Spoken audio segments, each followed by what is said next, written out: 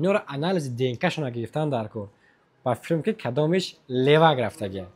در بطری تلفن یک چیز عجیبی دیگه.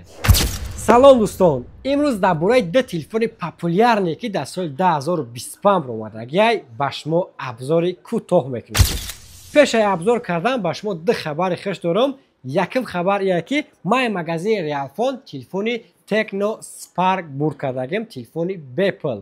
ویدیو را تا آخر تماشا کن. ما درباره این گام میزنم که چخیل صاحب تلفن بیپل میشویم. دیگه خبر باشه درباره دو تلفن پاپولار که اکاو دارن ایا و چند نیکی واپشه با یکدیگرشان مونن نیستن. تلفن پوکو X7 و پوکو X7 پرو. ما راستیگه بیشتر نفهمیدم. تلفنو هر دوش یک فیرما. تلفنو اکاو دارن X7 و X7 پرو. نیکی با یکدیگر یگان مونند ندارن. اینا رو انالیز دینکشون گرفتن در کار. با فیلم که کدامش لیوا گرفتگی. کوتاه گپ میگذاریم با خاکترسکای تلفن ها. تلفن پوکو X7 تلفن باشه اکرانش 1667 رزمه دیوم اکران میشه که اکرانش AMOLED 120 گرتز کار میکنه. پروسسورش باشه مدیاتک دیمنسیتی 7300 اولترا میشه. کامرای основنویش 50 مگاپیکسل، فرونتالش باشه 16 مگاپیکسل، در پانل کامراش 8 و 2 مگاپیکسل میشه. باتری تلفن پوکو X7 این تلفن گلوبال ورسیاش 5110 میلی آمپر چارج میشه که اندروید تلفن A14 اندروید سر میشه. و پوکو X7 پرو باشه تلفن 1667 رزمه دیوم اکران میشه.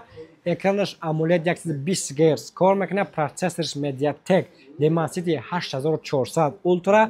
کامرای основنویش 50 مگاپیکسل، فرونتالش 16 مگاپیکسل و در پانل 8 مگاپیکسل میشه. تلفن X7 ارزان تره نیکی 4 تا کامera داره.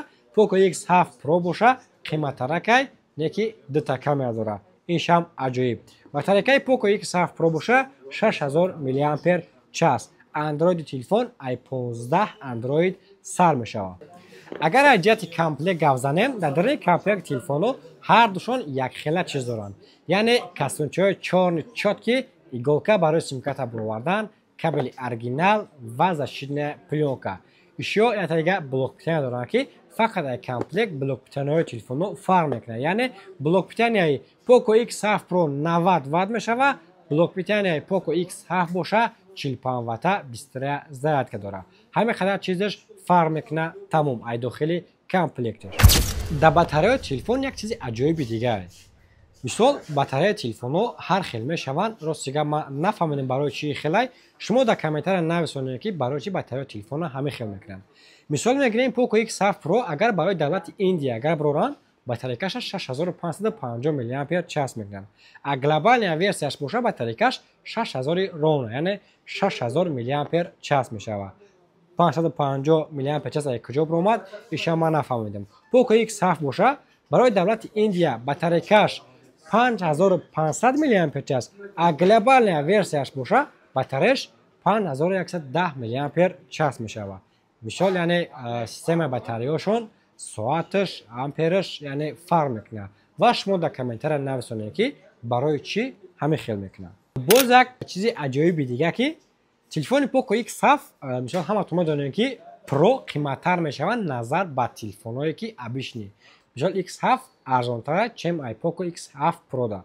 نه که تلفن پوکو X7 یه سیم پدرش کم میکنه. یه سیم همتون دونین که دو تا سیم کارت با خودش میبره. با میتونین که در پانل 1 2 3 4 سیم کارت دیگه یه سیم подключать کنین. یعنی внутренняя سیم کارت دا подключать میکنین любой نمود اپلیکاتора میتونین که استفاده برین. نه که در تلفن پوکو X7 پرو این چیز نیست.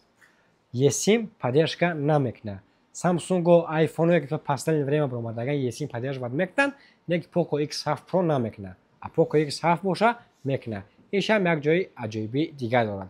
حساب ایگرا گریم اگر حساب مثال پروسسور گریم تلفن پوکو X7 پرو 120 fps مثال بازی پابجی اگر شما بازی کنین یکمش که بازی نکنین دومش اگر بازی کردنی باشین تلفن پوکو X7 پرو استفاده میتونم که تلفن 120 fps تلفن поддержка میکنه بازی پابجی را.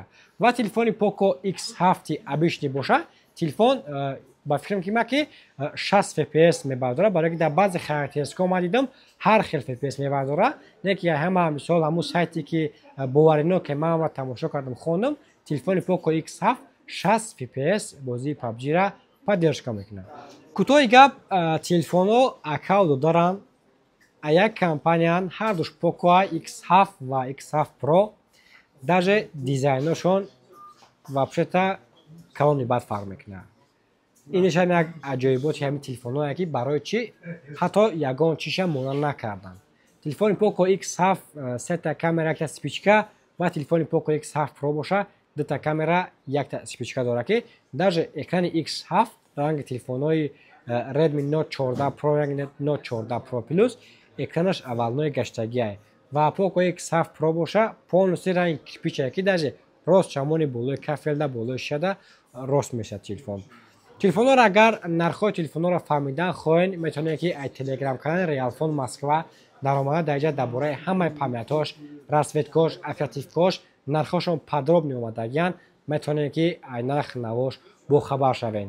Ва як чиз дигара фаромӯш кардам бугум, телефоне ки ман бурд кардам телефони Tecno Spark 20, телефони Tecno Spark Go 1, телефони Tecno Spark C Pro, телефони Tecno Spark C3, ҳамин телефонҳо дар бозиҳо мондагиянд. Ма телефони Tecno Spark Go 1 бурд кардагим ки дар телеграм канали Realphone Moskva медарем, даҷа дар бораи закрити кардагии мондагияи ҳамин силкаш дар омада дар сета сайти телеграм канал Loiqshop, Realphone ва Real Avia подписатсия мекунед ва кнопкаи иштирокчиро зер мекунед. Худо хоҳад дар программаи эфир мебинем ки бо ки соҳиби телефони бепул мегардад. Если что ба шумо агар телефон дар кор боша, рақамҳо дар болои экран метавонед ки занг занед, алоқа бироед, ба шумо худо хоҳад доставка мекунем. Доставка ба тамоми областҳои Россия, Тоҷикистон бошад, тамоми шаҳр ноҳияш дуруни Москвада бошед, то пеши метротона доставка хоҳем кард.